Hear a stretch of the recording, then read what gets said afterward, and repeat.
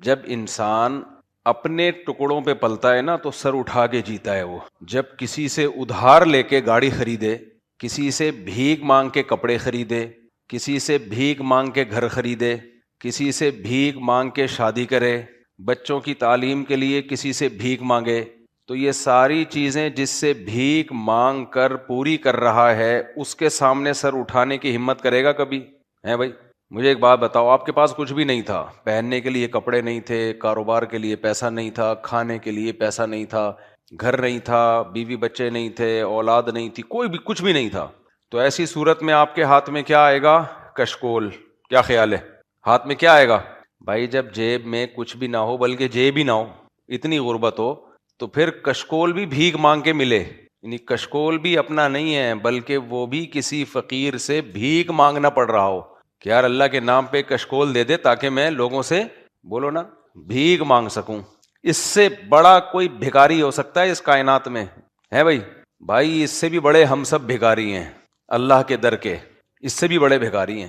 سب چیزیں ہمیں بھیک میں ملی ہیں, ہمارا اپنا کچھ بھی نہیں ہے. سب سے پہلے ہم دیکھتے ہیں ہمارے باڈی کے جو پارٹس ہیں, یہ جو ہمارے سر سے لے کے پاؤں تک ہماری باڈی ہے, اس کے پارٹس سب سے قیمتی چیزیں ہیں. اگر آپ سے کوئی یہ کہے کہ 1 کروڑ روپے لے لو, اپنی آنکھیں مجھے دے دو, آپ دے دو گے اس کو؟ کہ چل یار 2 کروڑ لے لے. کسی غریب سے کہیں 2 کروڑ لے لے اور اپنی آنکھیں مجھے دے دے, چل 2 کروڑ لے لے اور سننے کی طاقت مجھے دے دے, دے دو گے آپ؟ 2 کروڑ روپے لے لے, چکھنے میں جو زبان کی جو ایک لذت ہے, جس سے میٹھے کا, کھٹے کا, ترش کا پتہ چلتا ہے, یہ زبان میں جو سینسر لگے ہوئے ہیں, یہ مجھے دے دے, دے دو گے؟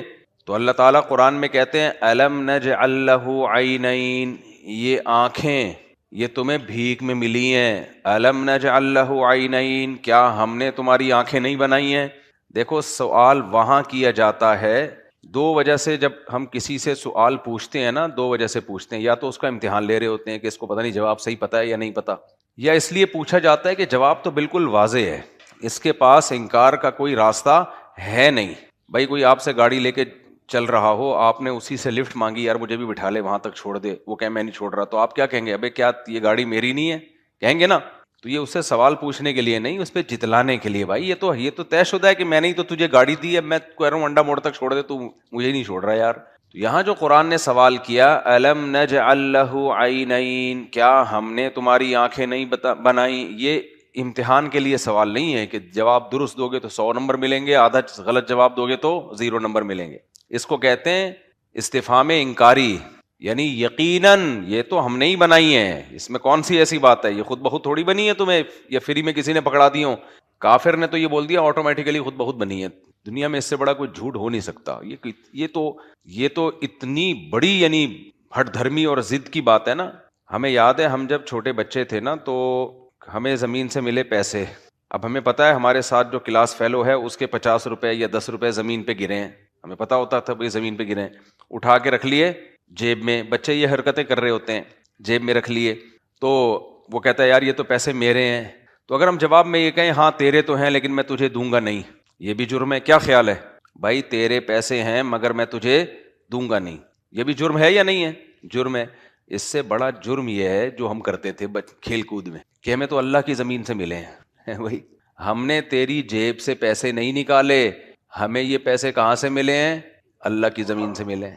کر لو کیا کر رہے ہیں. وہ کہتا ہے ابے بھائی اللہ کی زمین سے پیسے تو میرے. ہم کہیں زمین کس کی ہے؟ کہے گا اللہ کی. ہم نے اٹھائے کہاں سے ہیں؟ زمین سے. تو جب اللہ کی زمین سے, تو اللہ تو ہم سے مطالبہ کر سکتا ہے, تو کون ہوتا ہے؟ تو یہ اس طرح سے کسی کے پیسے کھا جانا یہ زیادہ بڑا جرم ہے یا نہیں ہے؟ پہلی صورت میں آپ کم از کم مان تو رہتے ہیں ہاں بھائی تیرے ہیں. تو انکار کرنے کے نا 3 طریقے ہوتے ہیں کسی کی نعمت کا انکار کرنے کے. ایک تو یہ کہ وہ 50 روپے آپ بول دو تیرے نہیں ہیں, تو وہ کہے گا پھر کس کے ہیں؟ آپ بولو جمشید کے ہیں, وہ جھوٹ بول دو آپ. یہ بھی ایک طریقہ ہے. ایک طریقہ اس سے بھی بڑا جرم ہے کہ تیرے نہیں ہیں پھر کسی کے بھی نہیں ہیں. یہ زیادہ بڑا جرم ہے بھائی, پیسہ کسی نہ کسی کا تو ہوگا نا. یہ تم کیسی بات کر رہے ہو کہ کسی کے بھی نہیں ہے, خود بخود بس یہ ایویں ہی ہے, ہوا میں اڑ کے آ گئے. تیسرا طریقہ اس سے بھی بڑا جرم ہے کہ نہ تیرے ہیں, نہ جمشید کے ہیں, نہ کسی اور کے ہیں, اللہ کے ہیں. اور زمین کس کی ہے؟ اللہ کی. اس کے پاس تو آپ نے منہ ہی نہیں چھوڑا بیچارے کو کچھ بولنے کے لیے. تو یہ زیادہ بڑا جرم ہے یا نہیں ہے؟ تو آپ کو غصہ اس والے جرم پہ زیادہ آئے گا بشرطے کہ وہ 50 روپے آپ کے کسی نے پکڑے ہوئے ہوں. لیکن اگر آپ نے پکڑ لیے تو آپ کے پاس بہترین بہانہ ہے. تو اس طرح یاد رکھو، کافر جو خدا کی نعمتوں کا انکار کرتا ہے نا، انکار کرنے کا ایک طریقہ تو یہ ہے کہ وہ یہ کہہ دے کہ یہ سب کچھ میں نے اپنی محنت سے کمایا ہے. یہ بھی گھٹیا طریقہ ہے. بھائی تو نے اگر اپنی محنت سے کمایا ہے تو تجھ میں محنت کی صلاحیت کس نے دی تھی؟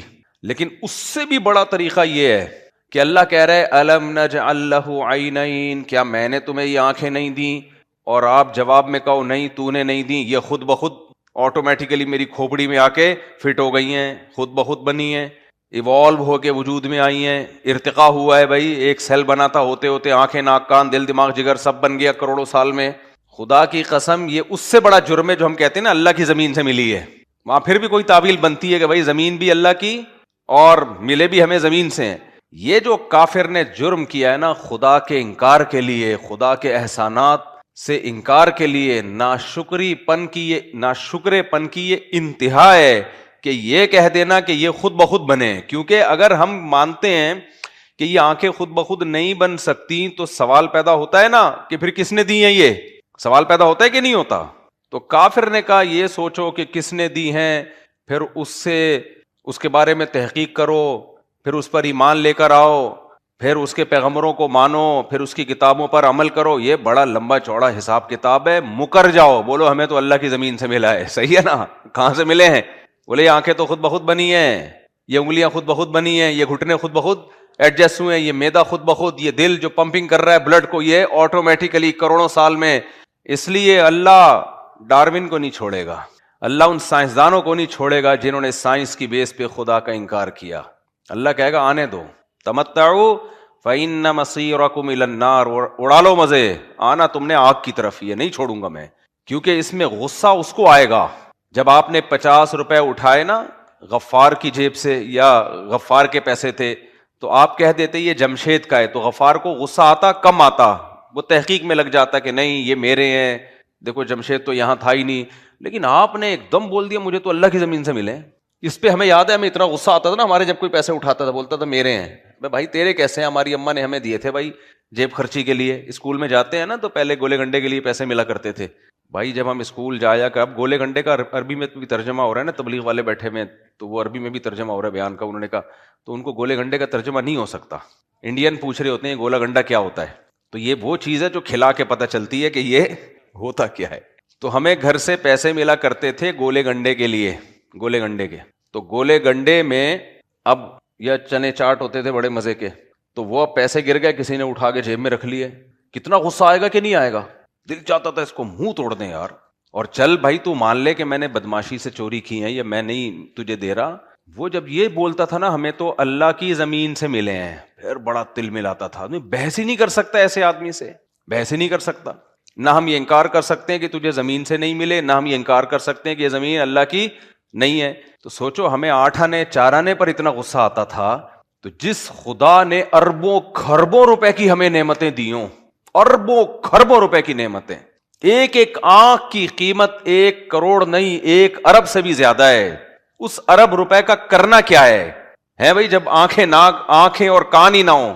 تو جس خدا نے اربوں کھربوں روپے کی نعمتیں ہمیں دی ہوں اور ایک پڑھا لکھا سائنسدان بول دے، یونیورسٹی کا پروفیسر بول دے بھائی یہ مولویوں کی بنائی ہوئی باتیں ہیں کہ کوئی خدا ہے جس نے ہمیں یہ نعمتیں دیں، یہ سب نعمتیں ایوالو ہو کے وجود میں آئی ہیں آٹومیٹیکلی. تو میرے بھائی مجھے اور آپ کو غصہ نہیں آئے گا، لیکن اس ذات کو بہت غصہ آتا ہے جس نے یہ نعمتیں دی ہیں کہ کمبختو تم نے میری نعمتوں کا انکار کرنا تھا تو کوئی تو بنیاد بناتے نا، کوئی تو بنیاد بناتے. یہ کیسے ممکن ہے کہ یہ خود بخود سب کچھ بن گیا ہو اور خود بخود تمہاری کھوپڑی میں فٹ ہو گیا ہو؟ یہ کیسے ممکن ہے؟ تو اس لیے میرے بھائی ہم لوگ جو بڑی تعریفیں کرتے ہیں نا، کافر لوگ بہت اچھے، کافر بہت اچھے، کافر بہت اچھے، یہ دنیا میں ہے بس. آخرت میں اللہ کہے گا بہت اچھا ہے تو جا انہی کے ساتھ جہنم میں مر. تو یہ اس لیے دنیا میں سب سے بڑی نعمت پتہ ہے کیا ہے؟ ایمان. یہ غیر مسلم لوگ بڑا مذاق اڑاتے ہیں کہ مسلمان ایمان کو اتنا ویلیو دیتے ہیں کہ مسلم ہونا چاہیے، مومن ہونا چاہیے، بھائی اچھے اخلاق ہونے چاہیے، بھائی انسان کے ایٹیٹیوڈ کیا ہونے چاہیے، اخلاق بھی نہیں ہے، ایٹیٹیوڈ کیا ہونے چاہیے، رویے کیا ہونے چاہیے، اچھے ہونے چاہیے. انگلش میں ہو تو بہت اچھے ہو گئے، وہ اردو میں ہے تو تھوڑے کم اچھے، پنجابی میں ہے تو تھوڑے سے اور کم ہو گئے. تو کافر کی نظر میں ان چیزوں کی بڑی ویلیو ہے، اللہ کی نظر میں سب سے پہلے کیا ہے؟ وہی میں اٹھنی کی مثال دیتا ہوں، جس نے میرے پیسے اٹھا لیے اور کہہ رہے اللہ کی زمین سے اب مجھے گولے گنڈے خریدنے کے پیسے نہیں میرے پاس، غصہ آئے گا کہ نہیں آئے گا؟ لیکن وہ ہر ایک سے اچھے اخلاق سے بات کر رہا ہے، ہر ایک سے مل رہا ہے، nice to meet you, how are you, fine, ٹھش پش، بڑی زبردست مل رہا ہے. میں تو تل ملا رہا ہوں گا، جب تک میرے پیسے نہیں دے گا میں متاثر ہوں گا اس سے، میں کہوں گا میرا پیسہ نکال ورنہ ایسی کی تیسی. جھوٹ کیوں بول رہے اللہ کی زمین سے، اتنا بڑا فراڈی. تو اسی طرح خوب یاد رکھو، ان الذین کفروا ینادون لمقت اللہ اکبر من مقتکم انفسکم اذ تدعون الی الایمان فتکفرون. قرآن کے الفاظ ہیں. کافر قیامت کے دن حدیث میں آتا ہے جب جہنم کی آگ میں ڈالا جائے گا تو ایسے نفرت سے اپنی انگلیاں چبائے گا. نفرت سے نا، جیسے آپ نے اگر کوئی بہت بڑی حماقت کر لی ہو اور پھر اس حماقت کی آپ کو سزا مل رہی ہو تو آپ کو اپنے اوپر غصہ آتا ہے، اپنی انگلیاں خود ہی چبانے لگتے ہو آپ. ہوتا ہے کہ نہیں ہوتا؟ بھئی آپ کو کسی نے کہا یہ راستہ خراب ہے، اس سے مت جانا، یہاں ڈاکو کھڑے ہوئے ہیں، سب کچھ لوٹ لیں گے، ساری دنیا کہہ رہی ہے، لیکن آپ کو نہیں سمجھ میں آیا، آپ نے کہا بھائی سب ایسی بیکار کی باتیں ہیں، پھر آپ گئے اور لوٹنے لگے، تو آپ کو ڈاکوؤں پہ زیادہ غصہ آئے گا یا اپنے اوپر؟ بولو. اپنے اوپر آئے گا کہ یار ساری دنیا جب کہہ رہی تھی تو مجھے کیا ضرورت تھی اس راستے سے جانے کی، میں تھوڑا سا یوں گھوم کے چلا جاتا. تو غصہ کس پر آئے گا؟ آپ نے بہت دفعہ دیکھا ہوگا نا، لوگ اپنے آپ کو کوٹ رہے ہوتے ہیں، بہت دفعہ دیکھا ہوگا، کوٹ رہے ہوتے ہیں اپنے آپ کو، غصے میں اپنے آپ کو گالیاں دے رہے ہوتے ہیں، اپنے آپ کو برا بلا کہہ رہے ہوتے ہیں. تو قرآن کہتا ہے جو کافر، جو خدا کے منکر ہیں، وہ جب جہنم کی آگ میں جلیں گے، اللہ ہم سب کو اس آگ سے بچائے، تو وہ غصے سے اپنی انگلیاں چبائیں گے. غضبناک کس پر ہوں گے؟ وہ اپنے اوپر. تو اللہ ان سے کہے گا ان الذین کفروا ینادون، اللہ ان سے کیا کہے گا؟ لمقت اللہ اکبر من مقتکم انفسکم، آج تمہیں اپنے اوپر جتنا غصہ آ رہا ہے، جب تمہیں اللہ کی طرف ایمان لانے کی طرف بلایا جاتا تھا نا کہ اپنے خدا کو پہچانو، جس نے تمہیں آنکھیں دی، جس نے تمہیں کان کی نعمت دی، جس نے تمہیں رزق آسمانوں سے روزی برسائی، وَآتَاكُم مِّن كُلِّ مَا سَأَلْتُمُوهُ، جو تمہاری ضرورتیں تھی ساری اس نے پوری کی ہیں، اس رب پہ ایمان لے کر آؤ، اس کی دعوت پر لبیک کہو، تو تم انکار کرتے تھے. وَإِذَا قِيلَ لَهُمْ، جب ان سے کہا جاتا تھا کہ قیامت پر ایمان لے کر آؤ، تو کہتے ہیں لا ندری ما الساعہ، ہمیں کیا پتا یہ قیامت کیا چیز ہے، سائنس تو نہیں مانتی قیامت کو، ہے بھائی. جب ان کو بلایا جاتا تھا نا کہ قیامت ہوگی، اعمال کا حساب ہوگا، تو کہتے لا ندری ما الساعہ، ہمیں کیا پتا یہ قیامت کیا چیز ہے، تو مولویوں کی بنائی ہوئی چیز ہے، کوئی سائنس کی کتاب سے ثابت کرو قیامت شیامت. تو اللہ کہتے ہیں جب تم اس طرح کی باتیں کیا کرتے تھے نا، تو آج تمہیں اپنے اوپر جتنا غصہ آ رہا ہے نا، ہمیں تم پر اس سے بھی زیادہ غصہ آتا تھا کہ بھکاری ہو، ایک ایک چیز ہماری وجہ سے تمہیں ملی ہوئی ہے، ساری نعمتوں سے لطف اندوز ہو رہے ہو، اور جب تمہیں ہماری طرف بلایا جاتا ہے تو تم کیا کہتے ہو؟ کیا قیامت ہے بھائی، کون خدا، کون رسول، کیا قرآن؟ کوئی کاروبار کی بات کرو بھائی، بزنس بتاؤ کوئی اچھا سا. کرتے ہیں نا لوگ. یار ٹائم ضائع کیوں؟ تبلیغ والے جب جاتے ہیں گھر میں، دیکھو کوئی چلا جائے، آپ کی بیل بجائے، باہر بندہ آیا، وہ بولے بھائی میں ایک ایسا بزنس لے کر آیا ہوں، گورنمنٹ نے ابھی لون مل رہا ہے، قرضہ مل رہا ہے آسان، تو آپ قرضہ لے کے اپنا بزنس شروع کر سکتے ہیں. ایک دم کان کھڑے ہو جائیں گے کہ نہیں ہو جائیں گے؟ یار آپ بیٹھیں ذرا، کائنڈلی ڈیٹیل بتائیے گا. نہیں وہ اصل میں آپ اس وقت بہت بیزی ہیں، میں کل آؤں گا. نہیں میں بیزی نہیں ہوں، میں بالکل بھی بیزی نہیں ہوں، میں بالکل فارغ ہوں، آپ کے انتظار میں تو دعا کر رہا تھا کوئی اللہ کسی روزی والے کو بھیج دے. بیٹھیں تو صحیح، جا کہاں رہے ہیں آپ؟ ہماری مسجد میں نے واقعہ نہیں سنا، یا ایک صاحب تھے وہ آ کے مسجد میں انہوں نے پنکھا لگا دیا، یہ کر دیا، کلر کر دیا، تو لوگوں میں مشہور ہو گیا یار یہ بندہ تو فری پھوکٹ میں بہت کام کر رہا ہے مسجد کے نا، تو بڑا مالدار ہوگا، بڑا مالدار آدمی ہوگا. تو لوگ خود اس کے پاس جانے لگے کہ آپ کا بزنس کیا ہے. اس نے کہا میرا بزنس یہ ہے کہ میں ٹریول ایجنٹ ہوں، بچوں کو امریکہ اور کینیڈا بھیجتا ہوں اعلیٰ تعلیم کے لیے یا جاب دلانے کے لیے، اس میں میرا کمیشن ہوتا ہے. سر پلیز ہمارا بچہ، نہیں ابھی میرے پاس ٹائم نہیں ہے. پیچھے پڑ جاتے ہیں لوگ، نہیں میرے بچے کو بھیج دیں. کتنا؟ 5 لاکھ؟ یہ لے 5 لاکھ. نہیں بھائی میرے پاس ٹائم. یہ فراڈی تھا وہ آدمی نا، 5 ادھر سے لیے، 5 ادھر سے لیے، 5 ادھر سے 15-20 ہو گئے. تو اس نے دیکھا مسجد میں نے لگائے 10 لائیں، مل کتنے گئے؟ 20. وہاں سے بوریہ بسل گول کر کے غائب. پھر کسی دوسری مسجد میں جا کے کلر بلر کروایا 10 لاکھ میں. لوگ آئے یار اتنے تم کرتے کیا ہو؟ چھوڑیں یار کیا کرتا ہوں میں، بس اللہ کا دیا ہے میرے پاس. نہیں بھائی کوئی تو بزنس ہوگا. بس یہی بزنس ہے، بچوں کو میں جاپان بھیجتا ہوں. کہاں بھیجتے ہو؟ تو پاکستانیوں کو ایک بہت بڑا مسئلہ ہے پاکستانیوں کے ساتھ، زبان پہ میں نے بریک لگائی ہے مسجد کے ممبر کے تقاضے کی وجہ، باہر بھاگنے کا بہت شوق ہے. وہ سمجھتے ہیں جیسے باہر سونے کے نوالے مل رہے ہیں. بھائی جس کو یہاں مناسب آمدن ہے نا وہ عیش کر رہا ہے یہاں پہ، اس لیے یہاں رہو. دین بھی محفوظ ہے، ایمان بھی محفوظ ہے، کلچر بھی محفوظ ہے. ابھی میں امریکہ سے آ رہا تھا نا تو ایک ایئرپورٹ پہ مجھے ایک پوری فیملی ملی، وہ امریکہ سے گھام کے واپس پاکستان آ رہے تھے. تو وہ فیملی ملی، میری دوستی ہو گئی ان صاحب سے. کہنے لگے میں تو گیا تھا امریکہ، نیت یہی تھی کہ وہیں رہوں گا زندگی بھر، بچوں کے یعنی وہیں امیگریشن لے کے اب نیشنلٹی لے کے وہیں شفٹ ہو جاؤں گا. تو میں نے کہا پھر واپس کیوں آ رہے ہو؟ کہہ رہے میں وہاں گیا، بات بات پہ بچوں کو ابو بریانی چاہیے، ابو نہاری چاہیے، ابو ہر چیز پاکستانی چاہیے، ہر چیز پاکستانی. کہہ رہے ایک مہینے میرا دماغ کھایا. میں نے کہا کمبختو جب تمہیں سب کچھ پاکستانی چاہیے تو یار ٹھہرے ہوئے کیوں ہیں؟ کہہ رہے چماٹ مار کے واپس لایا ہوں میں، ادھر ہی چلو پھر پاکستان ہی ٹھیک نہیں ہے. تو خیر، تو اب مجھے ایک بات بتاؤ، کیا بات کر رہا تھا؟ جب میں ٹاپک سے چینج ہوتا ہوں نا پھر مسئلہ خراب ہوتا ہے. ہاں تو وہ انہوں نے کیا کیا، وہ ٹریول ایجنٹ ماشاء اللہ اب تک وہ یہی کام کر رہا ہوگا، ارب پتی بن چکا ہوگا. تو ارب پتی بن چکا ہوگا وہ. تو اب وہ لوگوں کو کیا تھوڑی سی لالچ دے رہا ہے نا کہ میں ٹریول ایجنٹ ہوں، تو اس کی دعوت میں اٹریکشن کتنی، حالانکہ جھوٹ بول رہا ہے. تو اس کو کسٹمروں کو گھیرنے کی ضرورت نہیں ہے، وہ کسٹمر کو بھگاتا تھا کہ نہیں پہلے ہی میرے پاس اتنی فائلیں آئی ہوئی ہیں، آپ کے بچے کو میں امریکہ نہیں بھجوا سکتا. لوگ خود نہیں بھجوائیں، آپ، ہمارا حق پہلے ہے. ایک تو اپنے بچوں کو جب امریکہ ہی بھجوانا تھا تو کمبختوں پھر پیدا کیوں کیا تم لوگوں نے اس کو؟ جب بڑھاپے میں اکیلے ہی رہنا تھا. میں اپنے ایسے جاننے والوں کو جانتا ہوں جن کے 8 9 بچے سب امریکہ جاپان ادھر شفٹ، اور بڑھاپے میں ایک دوسرے کا منہ دیکھ رہے ہیں. وہ یار ایک آدھ بہو رکھ لیتے تو عجیب حساب ہے. پتہ نہیں باہر کا کیسا دماغ خراب ہو گیا ہے. وَبَنِينَ شُهُودًا، قرآن کے الفاظ دیکھو. اللہ کہتے ہیں وہ بیٹے نعمت، کافر اتراتا تھا کہ میرے بیٹے ہر وقت میرے سامنے حاضر رہتے ہیں. تو اس سے پتہ چلتا ہے بیٹے وہی بیٹے ہیں جو آپ کے سامنے حاضر ہوں، اور جوانی میں نہیں بڑھاپے میں حاضر ہوں. وہ بیٹا جو امریکہ جاپان میں بیٹھا ہوا ہے، آپ کے پاس ہے ہی نہیں ایک بھی بیٹا، تو پھر وہ بیٹا کیا ہے؟ وہ تو آپ کی بہو کا شوہر ہے، وہ آپ کا بیٹا تھوڑی ہے. بہو کے ساتھ ہے، وہ آپ کے ساتھ تو پھر وہی ہے جو آئی تھی. خود سوچو کتنی بڑی ٹینشن، استغفر اللہ، ہے یا نہیں ہے؟ جس سے شادی ہوئی تھی بڑھاپے میں وہی آپ کے ساتھ ہے، یعنی اس کے لیے ٹینشن کی بات کر رہا ہوں. خواتین غلط سمجھ رہی ہیں، جس سے شادی ہوئی تھی وہی آپ کے ساتھ ہے، باقی سب چلے گئے. کیا فائدہ بھائی؟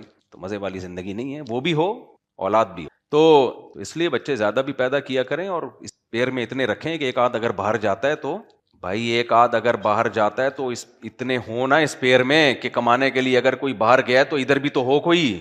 گاؤں دیہاتوں میں ایسا ہوتا ہے، بچے ہوتے ہیں ان کے باہر بھی گیا ہوا ہے اور کما کے بھی بھیج رہا ہے اور ادھر خدمت کے لیے بھی ہے. تو یہ نہیں ہونا چاہیے. بچے بھی کم ہوں اور پھر ہو بھی رہے ہیں تو وہ بھی باہر جا رہے ہیں سارے.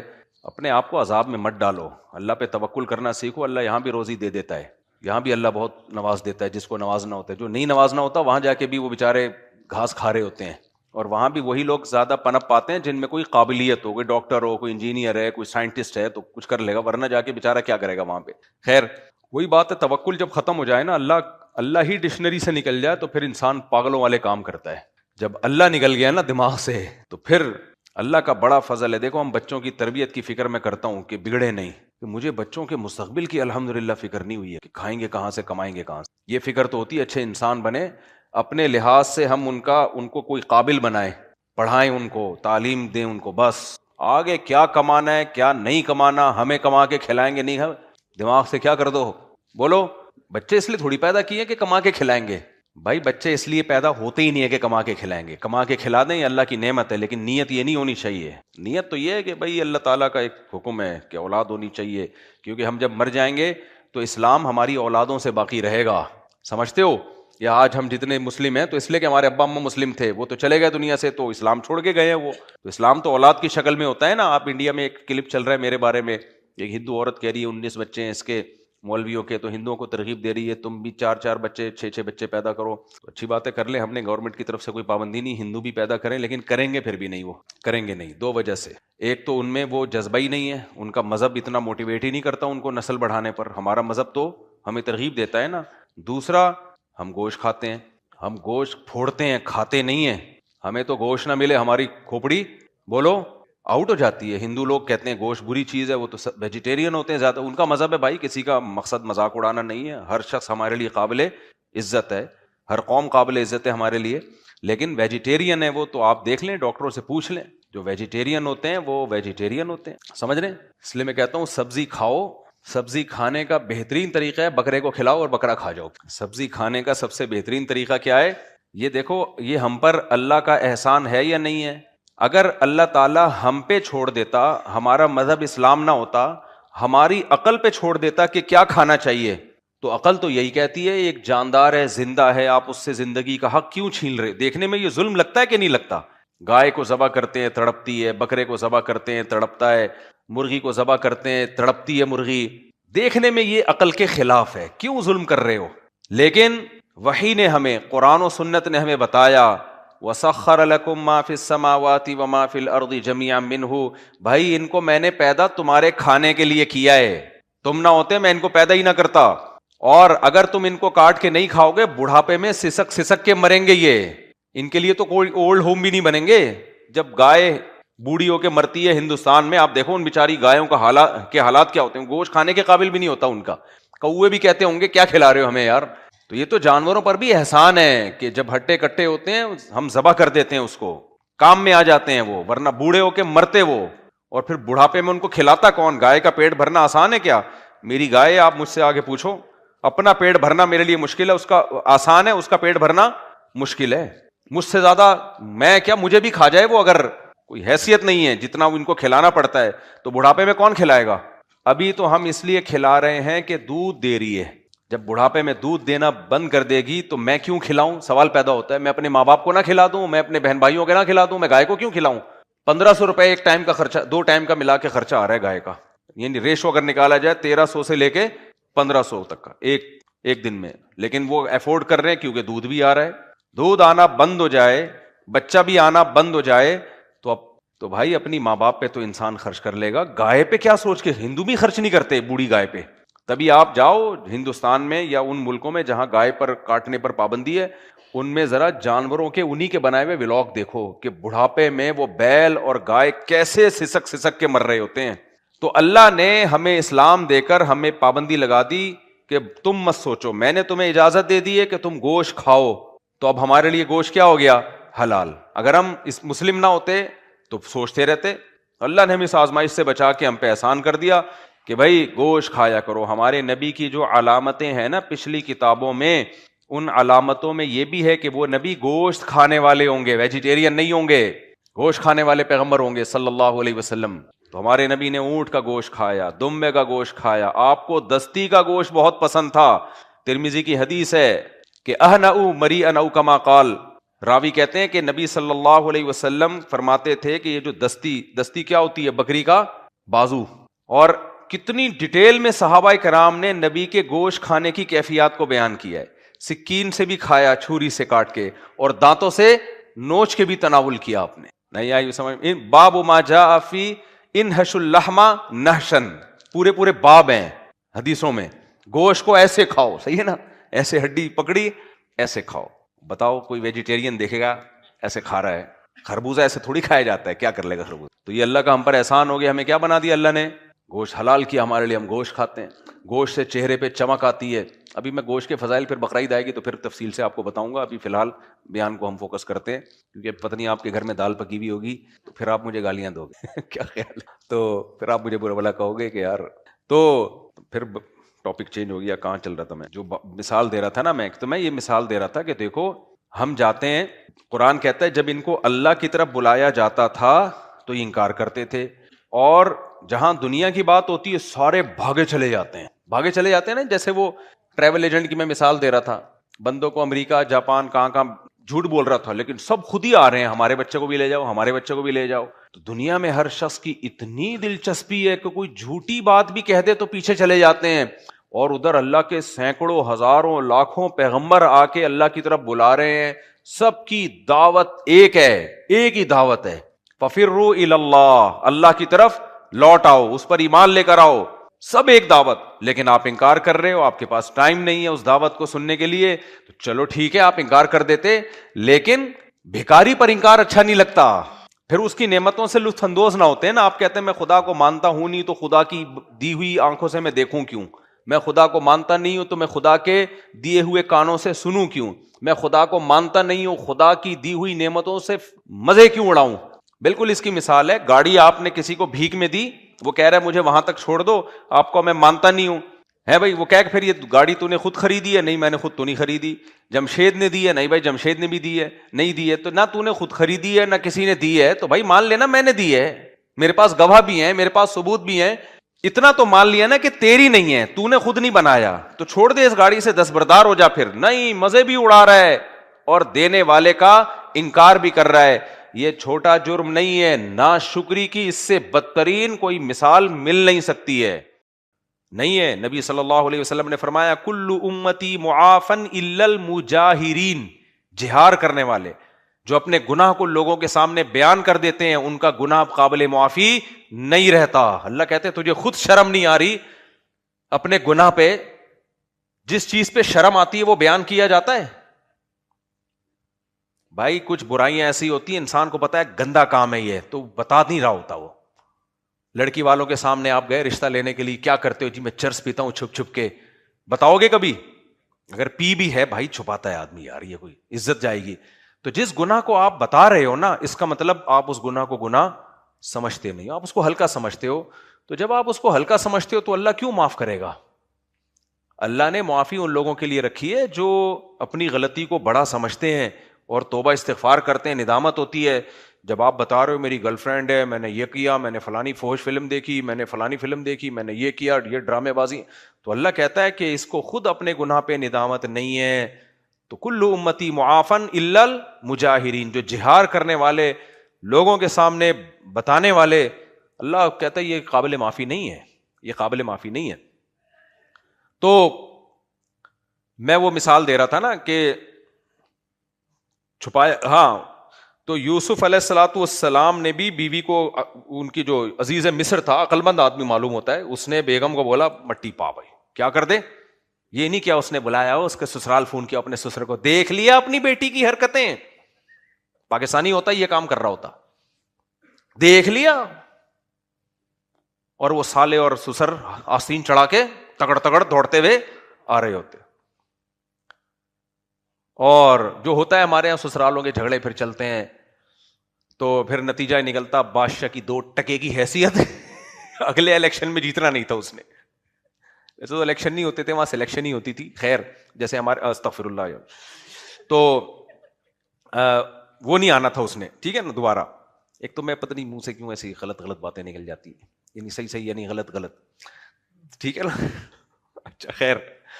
تو اب کیا ہوا، لیکن بات کیا ہو گئی، لیک آؤٹ. بادشاہ کا آرڈر تھا، عزیز مصر بھی بادشاہ کا نائب ہوتا تھا، تو اس کا آرڈر کیا ہلکا آرڈر ہے. اور اس نے اپنی بیوی سے کیا کہا، اچھا بیوی کو ڈانٹ بھی نہیں رہا زیادہ، بھائی ڈانٹوں گا آگے سے وہ جواب دے گی، پھڈا شروع، جہاں پھڈا ہوا بات مارکیٹ میں پھیل جائے گی. اس لیے اس نے اپنی بیوی سے وہ بات کہی جو مولوی لوگ کہہ رہے ہوتے ہیں، حالانکہ وہ مولوی نہیں تھا، نہ مسلمان بھی نہیں تھا. کہنے لگا وَاسْتَغْفِرِي لِذَنْبِكِ، اپنے گناہ پہ استغفار کر لے. جو بھی ان لوگوں کا، جس کو بھی بھگوان مانتے ہوں گے، جو بھی ان کا خدا ہو، جو انہوں نے تصور کیا ہوا ہوگا، یا ہو سکتا ہے اللہ کو مانتے ہوں شرک بھی کرتے ہوں، کہ کیا کر، کیونکہ یہ زنا جو ہے نا، زنا تمام دینوں میں، تمام تہذیبوں میں حرام رہا ہے. ہم جب ہدایہ پڑھتے ہیں نا، 700 سال پہلے کی کتاب ہے ہدایہ، تو اسلامی قانون ہے، اس میں لکھا ہوا ہے کہ فَإِنَّ الزِّنَا حَرَامٌ فِي الْأَدْيَانِ كُلِّهَا. اس وقت دنیا میں کسی قوم میں بھی نا زنا لیگل نہیں تھا. یہ یورپ نے آ کے لیگل کیا اس کو، اور یہ نظریہ ضرورت کے تحت لیگل نہیں کیا. جب مذہب سے پیچھے ہٹے تو حیوانیت آ گئی سوسائٹی میں، جب حیوانیت آ گئی تو ایکسیپٹ کرنا پڑا اس کو، کیونکہ مذہب روک سکتا ہے. مذہب کو نکال دیا تو اب درندگی، جو کام جانور کرتے ہیں فزیکل ریلیشن، تو وہ کام انسانوں میں آ گیا. مجبور ہو گئے، اب روک نہیں سکتے. شراب بھی آ گئی، جوا بھی آ گیا، زنا بھی آ گیا، خنزیر بھی آ گیا. پہلے گورے تھوڑی خنزیر کھایا کرتے تھے، اب ساری چیزوں کو انہوں نے لیگل کر کے، یہاں تک کہ پھر وہ مردوں سے بدفعلی بھی آ گئی تو اس کو بھی لیگل. سب کچھ کیا ہو گیا ان کے ہاں، لیگل. وہی غلاظت، گندگی، پلیدی اور ناپاکی کو لیگل کر کے تہذیب کا لیبل لگا دیا کہ ہر انسان آزاد ہے. تو یہ ایسے نہیں ہوا کہ کچھ ان کے ماہرین بیٹھ کر انہوں نے لیگل کیا ہو، بلکہ جب اللہ کا تصور نکلا تو برائیاں خود بخود آتی ہیں سوسائٹی میں. تو جاوید اختر صاحب کو کوئی ہمارا پیغام پہنچا دے کہ خدا کا جو انکار ہے نا، اس سے جو اخلاقی جرائم جنم لیتے ہیں، جو جرائم جنم لیتے ہیں وہ بہت سنگین نوعیت کے ہوتے ہیں، اور لوگ اس جرم کو جرم کہنا بھی چھوڑ دیتے ہیں، جرم کہتے بھی نہیں ہیں. ایسے ایسے جرائم ہوتے ہیں. تو مذہب ہے جو روکتا ہے انسان کو. خیر، تو میں یس کر رہا تھا یوسف علیہ السلام کی نے کتنی، وہ ان کے جو عزیز مصر تھا اس نے کتنی پابندیاں لگائی ہوں گی، بات آگے نہ جائے، تو بھی توبہ استغفار کر، بس ہو جاتا ہے، انسان ہے، تو بھی انسان کی بچی، میں بھی انسان کا بچہ ہوں، بس آفیشلی روکا ہوگا نا. چند دنوں میں پورے مصر میں خبر پھیل گئی تھی. وقال نسوۃ فی المدینہ امرأۃ العزیز تراود فتاها عن نفسی. مدینہ یعنی شہر کی عورتیں کہ تقریباً سبھی کی زبان پہ یہ تھا، ابے بھائی تمہیں پتہ ہے بہن کیا چل رہا ہے مارکیٹ میں؟ ہاں بھائی بتا. وہ فوراً عشق معاشقے کے کیس آ رہے ہیں، تو یہ تو ہو جاتے ہیں. نہیں، بادشاہ کی جو عزیز مصر ہے اس کی بیوی ہو کے عاشق ہو رہی ہے کس پہ؟ اپنے خادم پہ، گھر کے ملازم پہ.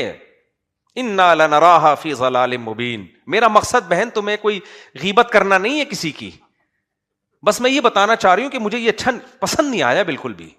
فی ضلال مبین، یہ تو کھلی گمراہی ہے.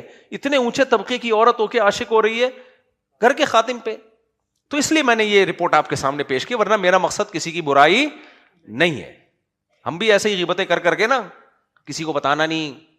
میں تو ویسے ہی بتانا چاہ رہا ہوں فلاں کی بیٹی گھر سے بھاگ گئی ہے، بس میرا مقصد کسی کی غیبت نہیں ہے.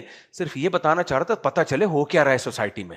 ابے تیرے بتائے بغیر بھی پتہ چل جاتا ہے لوگوں کو. ہر آدمی غیبت پہ ایک اچھا لیبل لگا کے لوگوں کے گھروں کے راز فاش کر رہا ہوتا ہے. یہ جو ہے نا نالج نالج نالج، نبی صلی اللہ علیہ وسلم نے ایک دعا سکھائی ہے، اللہم انی اعوذ بک من علم لا ینفع. اے اللہ اس علم سے تیری پناہ مانگتا ہوں جو فائدہ نہ پہنچائے. ہر نالج اچھی نالج نہیں ہوتی. آپ کو سب کے گھروں کا پتا ہے کس کی بیوی بھاگ گئی، کس کا کس کے ساتھ چکر چل رہا ہے، کس کی بیٹی کا کہاں سے چکر چل رہا ہے، اور آپ کو میں ایک نالجیبل آدمی ہوں. یہ والی نالج شیطان کے پاس بولو زیادہ ہوتی. کچھ چیزوں سے جاہل رہنا یہ عالم ہونے کی دلیل ہوتی ہے، اور کچھ چیزوں کا علم ہونا یہ جاہل ہونے کی دلیل ہوتی ہے.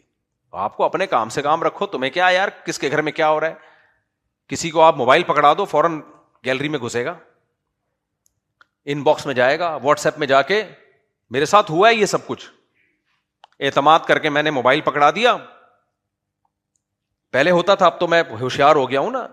جب میں نیا نیا مشہور ہونے لگا نا تو اچھے اچھے لوگ آتے ہیں، ماشاء اللہ حضرت جی، میں بڑا متاثر ہوتا ہے، اتنا نیک آدمی یار، یعنی مجھ سے اتنا زیادہ تمیز سے مل رہا ہے. اس کو موبائل پکڑا دیا کہ بھائی ویڈیو بنا لے. کم بخت گھس گیا کس میں، نمبر نکال لیے. اب میرے پاس ہر طرح کے نمبر آتے ہیں. ایک نے ایک شرارت کی، ایک خاتون ڈیورس طلاق یافتہ تھی، مسائل پوچھ رہی تھی، تو اس کے یاداشت، اس کا استفتاء آیا ہوا تھا میرے پاس طلاق کا. تو میں نے ڈیورس کے لفظ سے نا اس کو، تاکہ مجھے یاد رہے اس کی ہسٹری. اس نے دیکھا یہ طلاق یافتہ ہے، اس پہ لائن مارو. میرے موبائل سے نمبر نکال کے لائن مارنا شروع کر دی. سمجھ میں آ رہی ہے بات کہ نہیں آ رہی ہے؟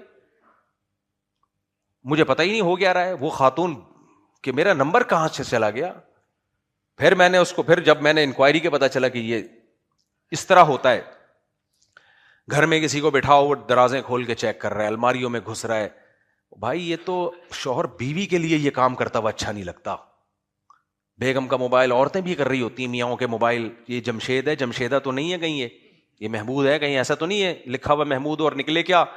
میں عورتوں سے کہتا ہوں تم شوہر کی پرائیویسی میں جتنا مرضی گھسو گی نا، تمہیں ٹینشن کے علاوہ کچھ بھی حاصل نہیں ہوگا.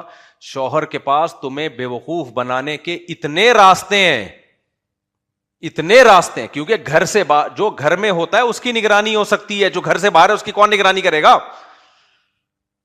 لیکن نہیں، ایک ہے کچھ نہ کچھ. پھر وہ لڑائیاں ہوتی ہیں، بدگمانیاں ہوتی ہیں، طلاقیں ہوتی ہیں. چھوڑ دو یار، تمہارا جب میاں گھر میں آتا ہے، بھائی میرے میاں سے اچھا اس کائنات میں کوئی بھی نہیں ہے، بہت شریف آدمی ہے، کبھی بھی انٹیوں کو نظر اٹھا کے نہیں دیکھتا، کبھی ضرورت ہو تو ٹکٹکی باندھ کے دیکھ لیتا ہے. اتنا بے حیا نہیں ہے کہ نظر اٹھا کے. چھوڑو، کیا ضرورت ہے، دنیا مسافر خانہ ہے بھائی. اگر تمہیں یہ لگے کہ میرا میاں اچھا ہے، حقیقت میں نہ ہو، اور اس سے تمہارا ٹائم اچھا گزر جائے تو یہ زیادہ بہتر نہیں ہے؟ کیا خیال ہے؟ نہیں آ رہی سمجھ میں؟ دیکھو عورت کو اگر یہ لگے کہ میرا میاں دنیا کا بہت اچھا انسان ہے اور اس کا مرد کا سلوک اپنی بیوی کے ساتھ اچھا ہو، باہر کیا کر رہا ہے آپ یہ سمجھو کہ بہت اچھا ہے، کوئی غلط ایکٹیویٹی میں نہیں ہے، اور اس سے آپ کی زندگی ہنسی خوشی گزر کے ختم ہو جائے، آخرت میں پتا چلے کہ یہ ایسا تھا، دنیا اچھی گزر گئی کہ نہیں گزر گئی، تو آخرت میں تو اللہ آپ کو ویسے ہی آپ کے اعمال کا اچھا بدلہ دے دے گا، یہ نہیں تو کوئی دوسرا اچھا میاں اللہ آلٹرنیٹ کے طور پہ دے دے گا آپ کو. لیکن دنیا اچھی گزر گئی نا سکون سے، نہیں، پورا رپورٹ ہونی چاہیے صبح نکل کے کدھر گیا وہاں سے. اب میں دیکھ رہا ہوں جو میاں نے، ایک بات خوب سمجھ لو، میں تم لوگ کو خراب کرنا مقصد نہیں ہے، جب شادی ہوا کرے نا بیگم کو شروع میں بتا دو کہ ریموٹ کنٹرول کی طرح مجھے کنٹرول کرنے کی کوشش مت کرنا. جن لوگوں نے شروع میں شریف شرفا بننے کی کوشش کی، کچھ لوگ ایسے نیک شریف شرفا ہوتے ہیں، جب شادی ہو گئی بیگم صبح جا رہے ہیں، بیگم پوچھتی ہے، دلہن پوچھتی ہے کہاں جا رہے ہیں، بیگم آفس ٹائم ہو رہا ہے، تو آج تو چھٹی تھی آپ کی، چھٹی نہیں تھی لی آپ نے، نہیں میں اصل میں فوج میں ہوں یا کسی ایسے ادارے میں ہوں، میں چھٹی نہیں کر سکتا، یا میری ڈیوٹی بہت سخت ہے، کمپنی نے مجھے جو چھٹیاں دی تھیں پورے سال میں وہ لے چکا ہوں، تمہارے ابا نے شادی ڈیلے کی تھی، پوری نا رپورٹیں پیش کرنا شروع کر دے گا. بیگم کہتی یہ ہوتا ہے میاں. میں نے ایک سوال پوچھا، پورے تھیسس اس نے میرے سامنے رکھ دیے. پھر آپ صبح جا رہے ہیں، پوچھ رہی ہے آج لیٹ ہو گئے آدھا گھنٹہ، بیگم وہ اصل میں ٹریفک میں بہت پھنس گیا تھا. بیگم کہے گی کتنا اچھا میاں ہے، اچھا ویڈیو بنا کے بھیجیں ٹریفک میں پھنسے ہوئے آپ نے، آپ کیونکہ آپ کیا ہے فیئر ہیں، منافقت آپ کے قریب سے بھی نہیں گزری. بے وقوف ہے بھائی، یہ تو بے وقوف ہے. ابھی ہوتا کیا ایسے لوگوں کے ساتھ، آپ فیئر ہیں، آپ نے ویڈیو بنا کے بھیج دی، دیکھو ٹریفک میں پھنسا ہوا ہوں. بیگم کو اعتماد آ گیا، میرا میاں جھوٹ کبھی نہیں بولتا، ماشاءاللہ ایسا میاں ہوتا ہے. اس ٹائم پہ آپ پہنچ گئے، پھر صبح جا رہے ہیں، پھر کہیں دوستوں کے ساتھ بیٹھے ہوئے، اتوار کے بیان، بیگم نے پوچھا کہاں ہو، اتوار کے بیان میں بیٹھا ہوا ہوں. دوسری شادی سے متاثر تو نہیں ہو رہے؟ نہیں، آج مفتی صاحب کا یہ ٹاپک ہی نہیں ہے، یہ دیکھو میں تمہیں لائیو تھوڑا سا سنا دوں، وغیرہ وغیرہ. خدا کی قسم کچھ دنوں میں تمہاری جو حالت ہوگی نا، اور تم سے زیادہ خراب حالت تمہاری بیوی کی ہوگی. یہ وہ لاڈ ہے جس سے آپ کے گھر تباہ ہو جائے گا کل. جن لوگوں نے اس طرح سے زندگی گزاری ہے، زندگی عذاب میں آ گئی ان کی، اور بالآخر نقصان اس کا عورت کو ہی ہوگا، نقصان عورت کو ہوگا. میں کبھی گھر سے باہر ہوں نا، میرے گھر والوں کا فون آئے کہاں ہیں، کہ تو کہیں ہوں، بس یہ رپورٹ پیش کرنا میرے ذمہ ضروری نہیں ہے. اس میں ان کا فائدہ ہے، ان کو عادت ہی نہ ڈالو اس کی. 20 جگہ ہوتی ہیں جہاں انسان پھنسا ہوا ہوتا ہے، نہیں جا سکتا ٹائم پہ. ہمارے ابھی ہم پنجاب سے آ رہے تھے، فلائٹ لیٹ، اب دھن کی وجہ سے فلائٹوں پہ فلائٹیں لیٹ ہوئے جا رہی ہیں. 5 گھنٹے لاہور ایئرپورٹ پہ بیٹھے رہے، پھر لیٹ، پینسل ہی ہو گئی اگلے دن. اب وہ کیا بولوں گا، کسی کے گھر کی باتیں نہیں کرنی چاہیے. تو ہمارے ایک ریلیٹو تھے، ان کی بیگم کا فون آیا، وہ یقین ہی نہیں کر رہی کہ فلائٹ کینسل ہوئی ہے، وہ یقین ہی نہیں کر رہی کہ، وہ کہہ رہی ہے ٹوپی کرا رہے ہو. صحیح ہے نا. ایک اور ہمارے دوست ہیں، کسی کو نہیں پتا چلے گا کس کی بات ہو رہی ہے، وہ بےچارے ان کی عمر ہو گئی ہے 60 سال کے ہو گئے، وہ کہہ رہے ہیں یار ایسا ریموٹ کنٹرول کی طرح میں نے شروع میں بس کنٹرول میں آ گیا تو اب میری تو زندگی عذاب بن گئی ہے، کہیں نہیں جا سکتا، کہیں نہیں بیٹھ سکتا، بہنوں کے پاس تک نہیں بیٹھ سکتے. اس میں پھر لڑائیاں ہوگی، نقصان اس میں عورت کو ہی ہے. بھائی بیگم کو بتاؤ، بیگم رخصتی تمہاری ہوئی ہے، میری نہیں ہوئی ہے. تم آئی ہو وہاں سے ہجرت کر کے، یہاں باؤنڈ ہوئی ہو. میں تو جیسا جمشید تھا ویسے کا ویسے ہی جمشید ہوں. میں صرف اتنا باؤنڈ ہوا ہوں کہ تمہارے حقوق ادا کروں گا، نان نفقہ، اور تمہیں پراپر ٹائم دوں گا. اب کون سا ٹائم دوں؟ یہ کوئی آفس نہیں ہے کہ 8 بجے آنا ہے اور شام کو 8 بجے نکلنا ہے میں نے، یا جہاں بیٹھا رہا ہوں میں تمہیں بتا. اتنا تو فوج میں فوجی نہیں بتا رہے ہوتے اپنے آفیسر کو کہ کس وقت کہاں بیٹھا ہوں میں. تو اس سے زندگی آپ بھی، یہ شروع میں یہ لوگ کر لیتے ہیں یہ، پھر اس کے بعد آپ بھی ڈپریشن میں، گھر میں لڑائیاں ہوتی ہیں، اور بالآخر نقصان اس کا عورت ہی کو ہوتا ہے. تو اتنا لاڈ شروع میں مت دو کہ افورڈ کرنا مشکل ہو جائے اس کو. بیگم کو سمجھا دو، بیگم میں کوئی غلط ایکٹیویٹی میں نہیں ہوں، میرے کسی سے کوئی تعلقات نہیں ہے، لیکن گھر پہ میں، اور رات کو جلدی گھر پہ آیا کرو. ایک آدھ دفعہ کبھی لیٹ ہو جاتا ہے، شریف آدمی رات کو کہاں ہوتا ہے، گھر پہ ہوتا ہے. یہ شروع سے روٹین بناؤ، شروع سے. کبھی لیٹ ہو گئے تو بھائی مجھے آج کام ہے، میں دیر سے آؤں گا، بس اتنا کافی ہے. میں وہاں بیٹھا ہوا ہوں، میں ادھر بیٹھا ہوا ہوں، میں یہ کھا رہا ہوں، میں وہ کھا رہا ہوں.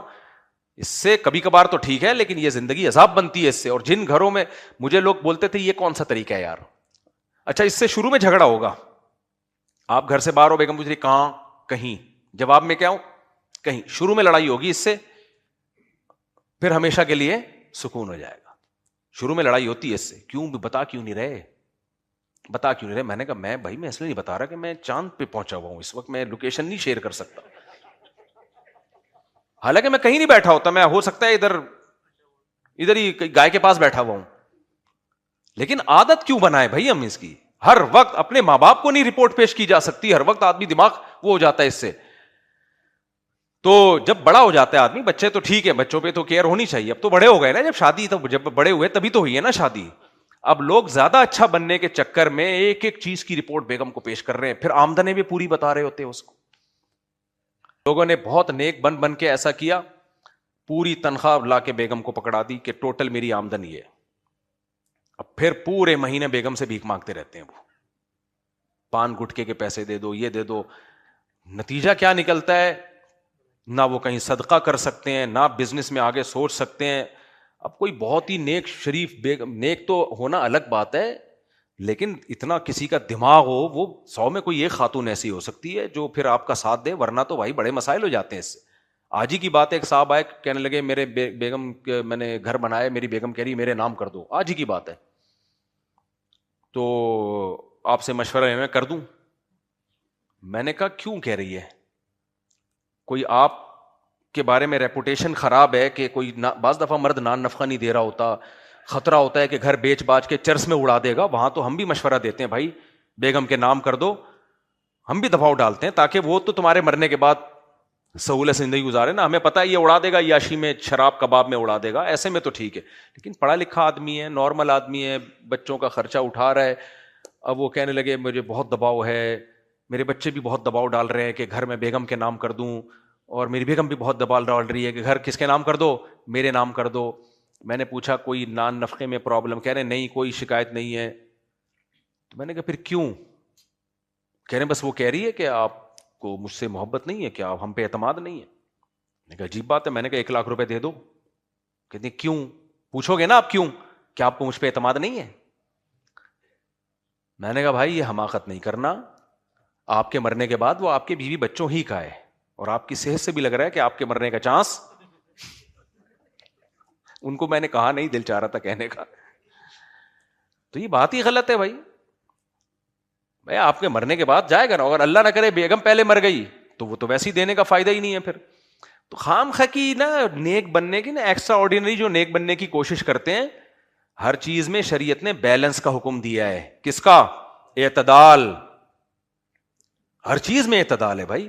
دیکھو اللہ نے ہمیں حکم دیا بیوی سے محبت کریں، ساتھ ساتھ سربراہ بھی بنایا ہے. اس کو لے کے چلنا بھی کس کی ذمہ داری ہے، آپ کی. وہ دوست تھوڑی ہے، فرینڈ تھوڑی ہے، گرل فرینڈ نہیں ہے وہ آپ کی. اس کی ذمہ داری ہے آپ پر، اس کی تربیت، اس کی جو ہیلتھ ہے، مینٹلی ہیلدی رہے، وہ دماغ خراب نہ ہو اس کا. بچے کو بہت زیادہ لاڈ پیار دینا شروع کر دے باپ، ہر مطالبہ پورا کر رہا ہے، تو لوگ کیا کہیں گے، محبت تو کرتا ہے لیکن بچے کو بگاڑ رہا ہے. لوگ کہیں گے کہ نہیں کہیں گے، یار جو کہتا ہے تو یہ تو بگڑ جائے گا، جب اس کی خواہشات پوری نہیں ہوں گی تو چوریاں کرے گا، ڈکیتی کرے گا. لہذا باپ کیا کرتا ہے، وہ بچے کے مطالبے پورے بھی کرتا ہے اور بہت سے مطالبوں پہ نو بھی کہہ دیتا ہے. کیوں کہتا ہے، اب بچہ کہہ رہا ہے مجھے یہ چاکلیٹ چاہیے، مجھے یہ چاہیے، مجھے وہ چاہیے، باپ کہتا ہے نہیں. تو کوئی باپ کو یہ تانا دیتا ہے کہ تجھے اپنے بچے سے نفرت ہے، کوئی تانا دیتا ہے؟ نہیں دیتا. کیوں؟ اس لیے کہ ان کو پتا ہوتا ہے جہاں بچے سے محبت ہے وہاں یہ بچے کا سرپرست بھی ہے، اس کے ذمہ اس کی تربیت بھی ہے. تو ایسے ہی انگریزوں کا یہ تصور ہے کہ میاں بیوی بس ایک جیسے ہوتے ہیں. نا، اسلام نے کہا ہے کہ جس باپ نے اپنی بیٹی تمہیں دی ہے تو سنبھالنا بھی اب کس کے ذمہ ہے، صرف کھلانا پلانا نہیں ہے، سنبھالنا ہے. تو سنبھالنے میں یہ ہے کہ بیلنس لے کے چلنا ہے، اتنا زیادہ نہیں ہو کہ وہ بس کہیں کے بھی نہیں رہو آپ، وہ اس کو نقصان ہوگا اس کا فیوچر میں چل کے. وہ ایسا کنٹرولنگ سسٹم آ جائے گا نا کہ بس گئے کام سے آپ، اسی کا نقصان ہے کل جا کے اس کا. تو خیر میں بتا رہا تھا کہ وہ جو یوسف علیہ السلام کی خبر مصر میں پھیلی، ایک دم اسپیڈ کے ساتھ پھیلتی چلی گئی. اس سے کیا سبق ملتا ہے ہمیں؟ مثبت چیزیں کم پھیلتی ہیں، منفی چیزیں زیادہ پھیلتی ہیں. لیکن سورہ حجرات میں اللہ نے ہمیں کیا کہا ہے، اور قرآن میں دوسرے مقامات پر، مثبت چیزوں کو زیادہ پھیلاؤ، منفی چیزوں کو بالکل بھی نہ پھیلاؤ. تو ہم تو بالکل الٹا چل رہے ہیں کہ نہیں چل رہے؟ عبداللہ بن مسعود کے پاس 4 گواہ آئے کہ ہم نے فلاں کو زنا کرتے ہوئے دیکھا ہے، حالانکہ ان کے لیے گواہی دینا جائز تھا. عبداللہ بن مسعود نے فرمایا کہ، یعنی جس کا مفہوم میں اپنے الفاظ میں بتا رہا ہوں، کہ کاش تم اس کو ذلیل نہ کرتے. تو صحابہ کرام کبھی بھی کسی کی برائی کی خبر سن کے خوش نہیں ہوتے تھے. حتیٰ کہ نبی کے پاس جو خاتون آئی نا کہ مجھ سے زنا ہو گیا ہے، تو نبی کو بھی خوشی نہیں ہوئی تھی. نبی نے چہرہ پھیر لیا، اپنا چہرہ پھیر لیا. پھر وہ دوسری مجلس میں دوبارہ آئیں، پھر آپ نے چہرہ پھیرا اپنا. پھر تیسری مجلس میں دوبارہ آئیں، پھر چہرہ پھیرا آپ نے اپنا. ہماری کیا حیثیت، ہماری کیا ہے؟ کوئی آ کے اپنی برائی بتا رہا ہو، ایک دم لڈو پھوٹنا شروع، ابے اب اس کے خفیہ راز ہمارے سامنے آنے والے. ہم جب پڑھتے تھے نا تو مجھے یاد ہے 4-5 بندے بیٹھے ہوئے تھے، اسکول کا واقعہ ہے. تو ایک لڑکے کے منہ سے کچھ اپنی نکل گیا، اس نے کوئی برائی کی ہوگی. اس زمانے کی کیا برائی ہوتی تھی، کوئی تھوڑی سی وہ بھی دیکھ لیتا تھا نا، کسی کی تصویر شیمپو کی بوتل پہ کسی خاتون کی، اس کے لیے وہ بھی اس پہ بھی عاشق ہو جاتا تھا. تو کہیں اس نے اپنی کوئی برائی بیان کی ہوگی تھوڑی سی.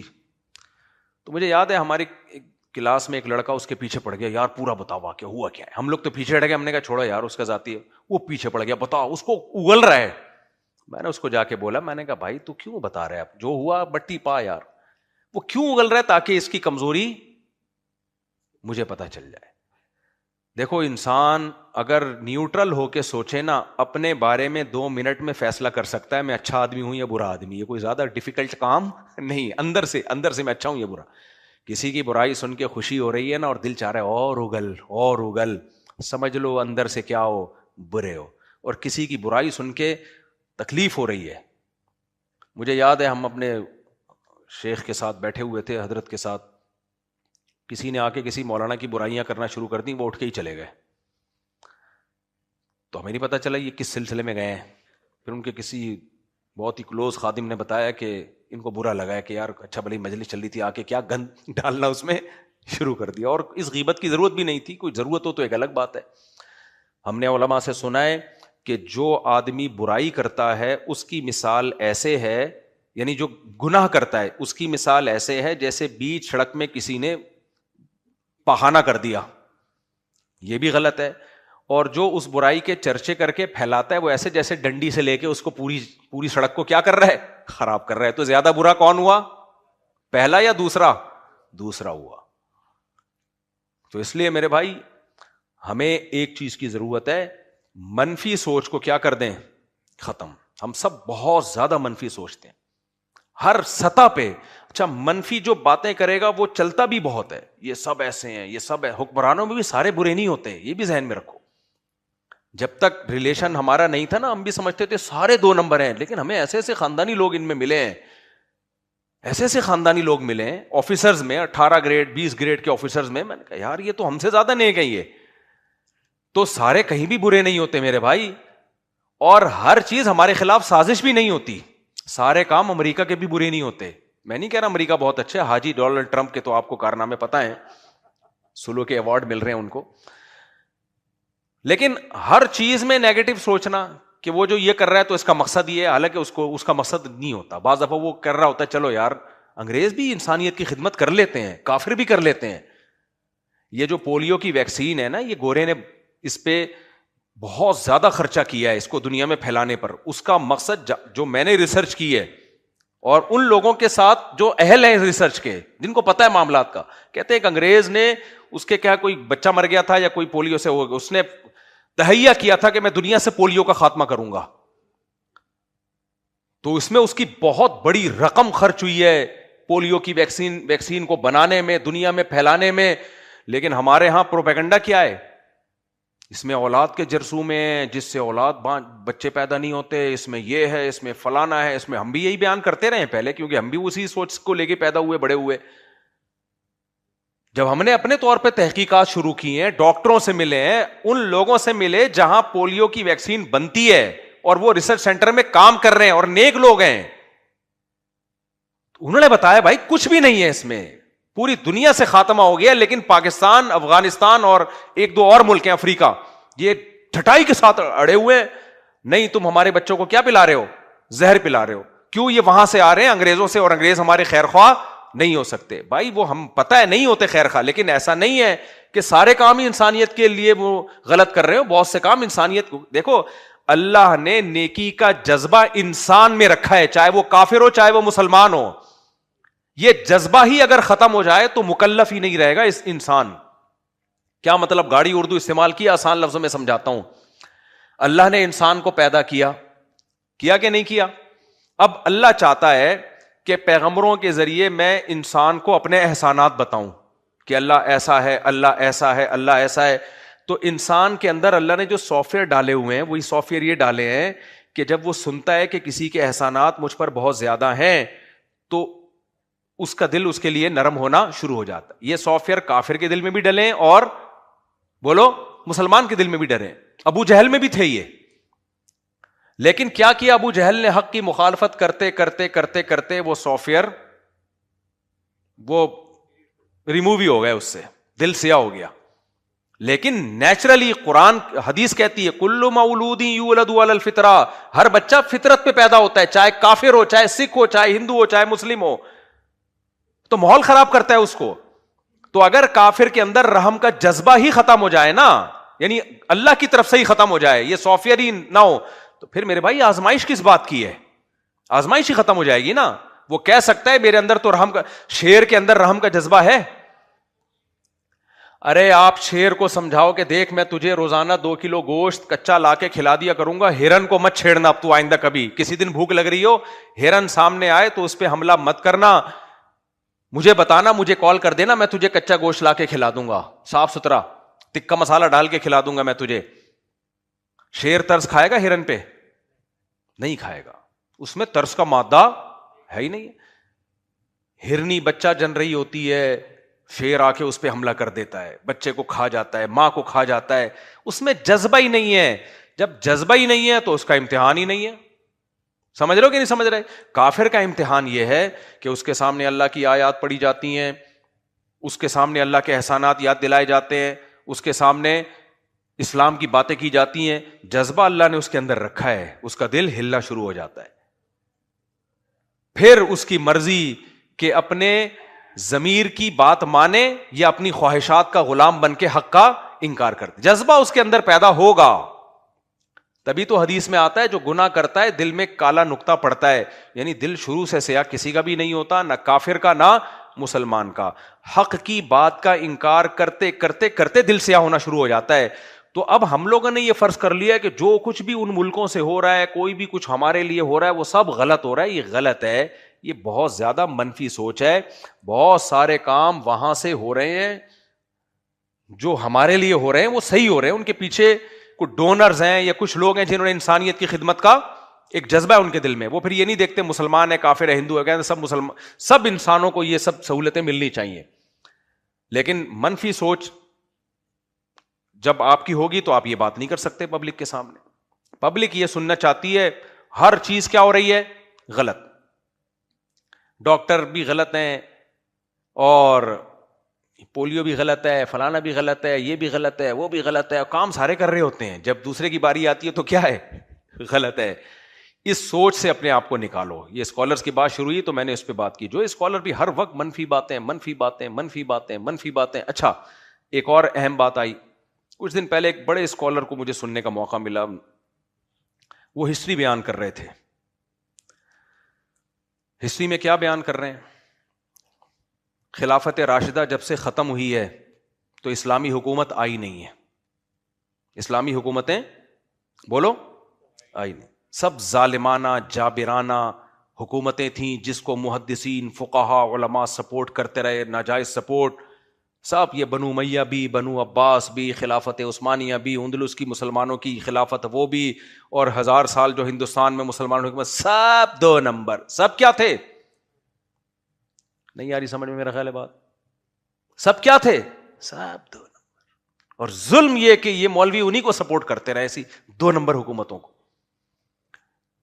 میں نے کہا یار یہ آدمی اگر انگریز یہ بات کر رہا ہوتا, ہندو یہ بات کر رہا ہوتا, ہم کہتے اسلام دشمنی میں کر رہا ہے. کیا خیال ہے؟ یہ ہے مذہبی, ان کا دعویٰ یہ ہے کہ ہم اسلام کی خدمت کر رہے ہیں اور تاریخ کو ہم لوگوں کے سامنے کھول کھول کے بیان کر رہے ہیں. میں نے کہا کوئی انگریز یا کوئی ہندو یا کوئی سکھ جب یہ سنے گا کہ تمہارے خلفائے راشدین کے بعد سے لے کے اب تک کوئی انسان کا بچہ پیدا ہی نہیں ہوا ہے حکمرانوں میں, وہ کہے گا اب کیا, اب 1400 سال کے بعد تم پیدا کرو گے؟ اس زمانے کے لوگوں کا تقوی آپ دیکھو, ان کا علم آپ دیکھو, ان کی تہجد کی نمازیں, ان کے صدقہ خیرات. امام بخاری کی تاریخ پڑھو آپ, امام ابو حنیفہ کی تاریخ پڑھو آپ, امام ترمذی کی تاریخ پڑھو آپ کہہ سکتے ہو تو امام بخاری تھے. بھائی جب اس ٹائپ کے لوگ کسی سوسائٹی میں ہوتے ہیں تو پھر اس ٹائپ کے لوگ پیدا ہوتے ہیں, ایسا نہیں ہوتا لاکھوں میں ایک ہی پیدا ہو جائے. نہیں آئے سمجھ میں بات؟ کسی جگہ کا کوئی بہت بڑا سائنٹسٹ ہے تو اس کا مطلب یہاں سائنسدان پیدا ہو رہے ہیں, یہ ان میں سپیریئر نکل آیا. یہ نہیں ہوتا کہ سارے جاہلوں ایک آئنسٹائن پیدا ہو گیا وہاں پہ, یہ نہیں ہوتا. تو امام بخاری جیسے لوگ جس ہسٹری میں پیدا ہوئے ہیں اس کا مطلب اس ٹائپ کے لوگ تھے جن میں ایک امام بخاری وہ تھوڑا سا اور آگے نکل گئے, جس میں ابو حنیفہ اور امام احمد بن حنبل جیسے فقہا پیدا ہو رہے ہوں جس سوسائٹی میں, اس کا مطلب اس زمانے میں ایسے پیدا ہوا کرتے تھے. یہ تھوڑے سے ایک قدم آگے نکل گئے اس لیے مشہور ہو گئے. لیکن ایسی تاریخ بیان کی جاتی ہے کہ سب غلط, دو نمبر. میں نے کہا اب یہ لائے گا اوریجنل وہ والی خلافت جو خلفائے راشدین لے کر آئے تھے, باقی سارے کیا کر رہے تھے؟ گھاس کھا رہے تھے.